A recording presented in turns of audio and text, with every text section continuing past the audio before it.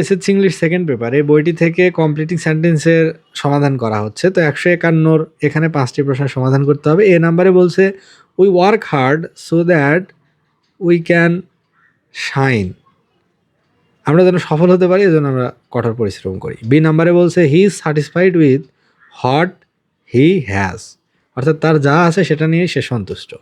C নাম্বারে প্রথমেই gap, তারপরে আছে that time and tide wait for none. তাহলে এটা এভাবে দেওয়া যেতে পারে, the proverb goes that time and tide wait for none, যে সময় এবং নদীর স্রোত কারোর জন্য অপেক্ষা করে না, এরকম একটা প্রবাদ আছে। ডি নাম্বারে বলছে walk fast lest you should miss the bus, অর্থাৎ জোরে হাঁটো নাহলে তুমি বাস মিস করবে। এই নাম্বারে বলছে since I am an early raiser, যেহেতু আমি একজন আর্লি রাইজার সকালে ঘুম থেকে ওঠা ব্যক্তি। তারপরে হবে I can enjoy the fresh air, আমি সকালের মুক্ত বাতাস সতেজ বাতাস উপভোগ করতে পারি।